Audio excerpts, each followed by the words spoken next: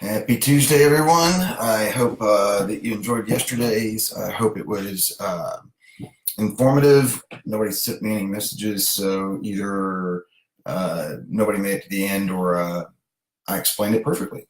I'm going to go with that. Today, I want to talk to you about the different types of accounts. There aren't really many, but people don't know how to use them and what to do and in what order. So I want to try to clear up some of that stuff while we're at it. And then when we're on the work piece with your 401k, we're going to kind of tie back to your budget a little bit for April because it's something I want you to consider adding a new line item for. So first and foremost, I'm going to go through these types of accounts here and tell you how much money you can put in each account every year and the types of things you're allowed to buy in there. And right now, I just want you to think in terms of individual stocks, mutual funds, or like index funds as the three big broad categories. So the first and most important to me is your work 401k. Depending on where you work, it might be a 403b. A 403b is more in the education industry. Sometimes if you work for a college or a higher learning institution, they do a 403b. But a 401k is offered to you by your place of employment. Most places offer them, and you can set back a little bit of money out of your paycheck every month, and there's some advantages to it. The first is they take it out before taxes, so it reduces your tax bill every year because you're taking money out before you get taxed. And the second most important part is most companies offer some type of a match. Lately, I've seen two, and this must be a new trend where they're doing 100% of the first 3% and 50% of the next two. So what that means is if you were to go in and sign up for your 401k and say, I want to put 5% of my money out of my paycheck into my 401k account, then the company you work for will go in and whatever that first 3% is, they will double that amount. And then whatever percent 4 and 5 is, they will give you half that amount. And I want to talk about this is where I want to stop for just a minute. You need to find the line item in your budget or the room that allows you to get the maximum company match, okay? In that scenario, it's 5. A lot of companies match 100% of the first 3 or 50% of the first 6. Whatever that number is, I need you to find a way to get that into your budget, and here's why.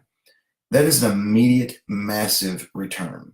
On the 100% of the first 3 example, that's a doubling your money every 2 weeks. Guaranteed doubling your money. On the 50% of like 6%, it's a guaranteed 50% return. They're giving you half of that right there. And on the really weird one, the 100% of the first 3 and 50% of the next 2, that turns out to be an 80% match on your 5%.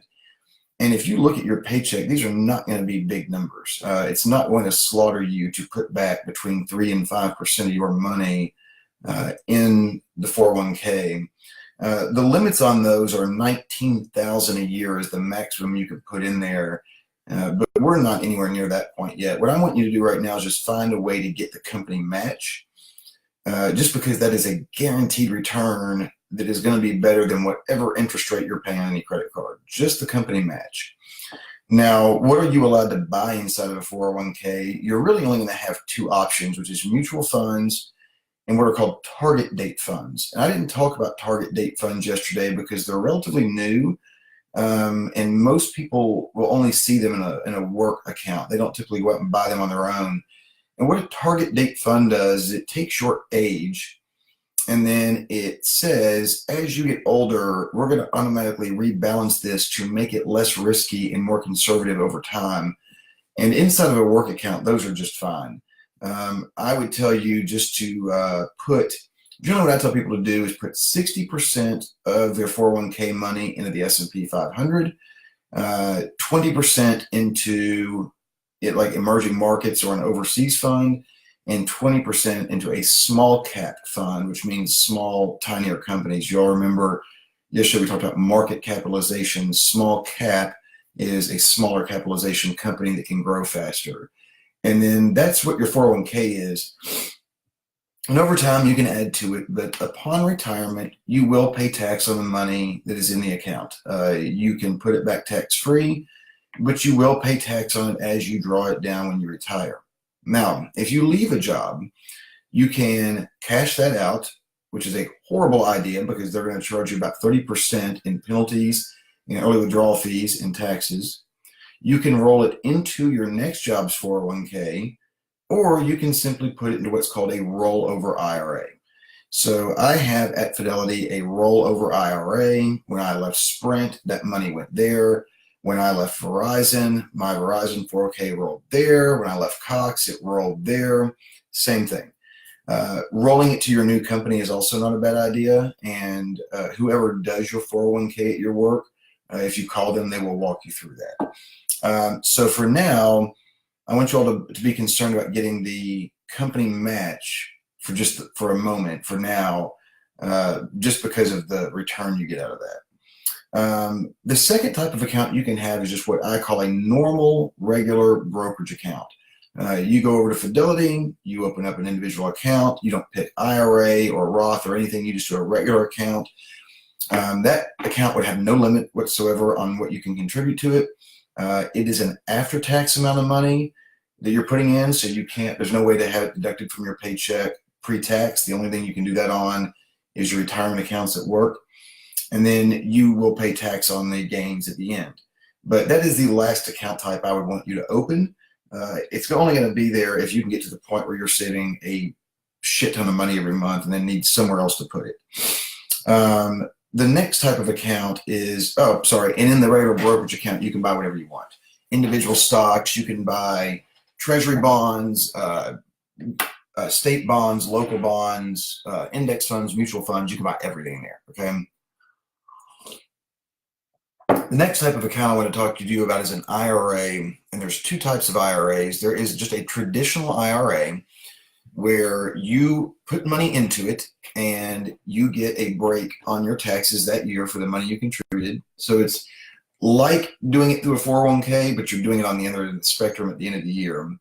The limit on a regular IRA right now is $6,000 a year, or $7,000 if you're over 50.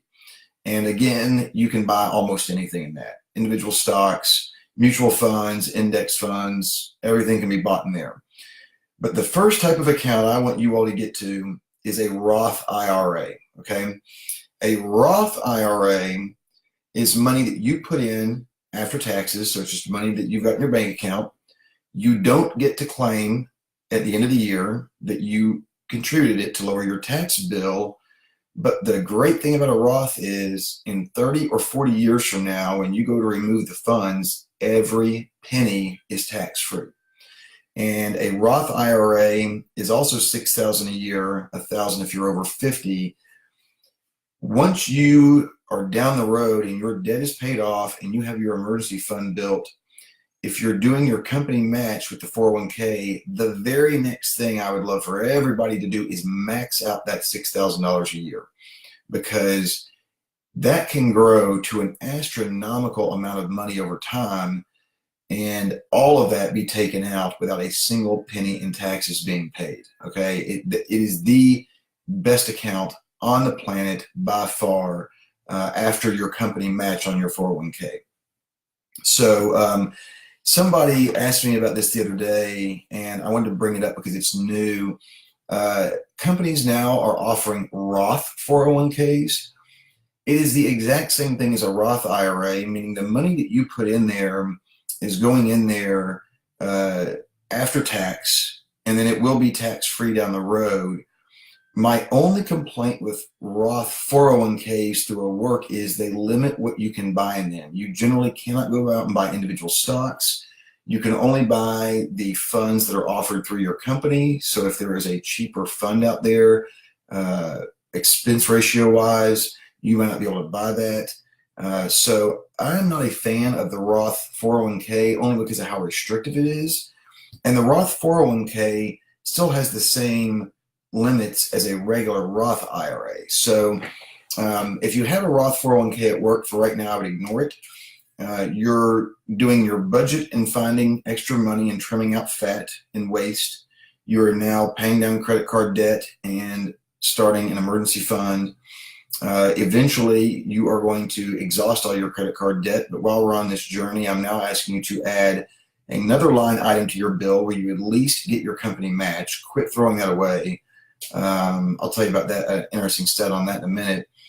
And so you're working on that. And then once you have gotten all your credit card debt eliminated and you have an emergency fund of 6 months worth of living expenses, you're going to begin to put money back into the Roth IRA every month. And I just use Fidelity. You don't have to use Fidelity. There are many, many other places. But the reason that I do is because there is a group of index funds called iShares. And there are, oh my God, probably 100 of them set to mirror any index you could imagine. And if you buy those through Fidelity, they don't charge you a commission for trading. When you buy stocks through Fidelity, they only charge you $4.95. And when we get into stock buying here later, we'll talk more about that. But that's why I like Fidelity. Also, Fidelity is the largest 401k provider in the nation. So if you have your regular work account set up there, it's a lot easier to log in there and set up a Roth IRA and a rollover IRA in case you need it. But those are the different types of accounts, guys. It's a 401k through work or a 403b, a regular brokerage account you can just trade through that has no tax advantages at all, a regular IRA that you get to claim every year and tax deduct, but we'll pay tax on at the end. And the Roth IRA, my all-time favorite, the Roth IRA, which you pay no penalty on when you retire. So I'm going to recap it again. We have restructured our budget to find breathing room, and we are paying off credit card debt and starting to build a cash cushion. We are now going to add a line item into our budget to get the just the match from your company. If you need help calculating that, message me, but it won't be a lot. That line item needs to go in immediately because that is a guaranteed massive return. And then down the road, once the credit card debt is paid off and all that, we're going to open up a Roth IRA and begin to try to exhaust that $6,000 a year limit, because that's the money you can take out of retirement 100% tax-free. You know, I'm 40, so let's call me right in the middle of about everybody on my Facebook page. I might not have a need for that money until I'm 70 years old. I've got another 30 years of growth, which is just unbelievably outstanding. So, but we don't want to get ahead of ourselves here. I don't want you all not paying off your debt to do money in a Roth IRA right now. I sincerely would love you to get your company matched, because that's a very small number on your work 401k. But for now, this is just educational, and for later, something you might take notes on, or want to hit me up about, so that you have the information later on when you go to do this. But for now, the only takeaway from today is get your company matched. That is a free, guaranteed, anywhere from 50 to 100% return on that money immediately, regardless of what the funds in your 401k do. Your company is just giving you that money simply by you enrolling in it. And all I want you to do, I don't want you to go crazy. I just want you to put in enough to get the full company match, whatever it is your company does. So now you really know about the big types of accounts, what you can buy in them. Work is the most restrictive. You've got to pick off what's on their list. But everything else will allow you to go out there when we start talking about investing later on in more detail. In your Roth, you can go out and buy companies that you believe in, that you think will grow for the long term, as well as hold like a very low-cost S&P 500 index fund, just so that you get the rate of return of the market every year for the next, however many years you've got working. So that wraps up the types of accounts. Next week, later this week, we're going to start talking just about returns. What does investing in the market do for you? Because I kind of bled over into tomorrow. I bled into that pretty far, actually. 401k, at least the company match. Roth IRA, second after that to the 6,000. Um, well, and I might as well just add this, since it's the last two things I had for tomorrow. I would like to eventually see you at 15% of your pay going into the 401k, and that's on top of maxing out the Roth at 6,000 a year.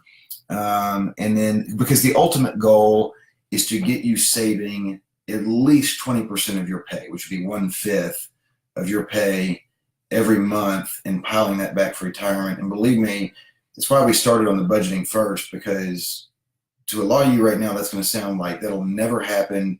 No way, no how, cannot be done. I will help you out with it. It can't, believe me, it can be done. Is part of the reason I like you all reading Money Magazine, is they have stories almost monthly of families that have made that work. So that covers our next one. So next time we're going to get more into just some of the terms that come around, and when we talk about investing and things that you're going to hear a lot of. And I want to make sure that I make those clear and that you understand them.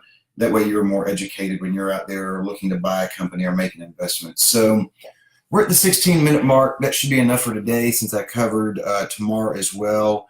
So we're going to get into some returns tomorrow and some costs, expense ratios on funds that you all very much need to know about, and how to handle market ups and downs, make it a little more comfortable for you. So we'll hop into that tomorrow. You all have a wonderful Tuesday, and I will see you guys tomorrow.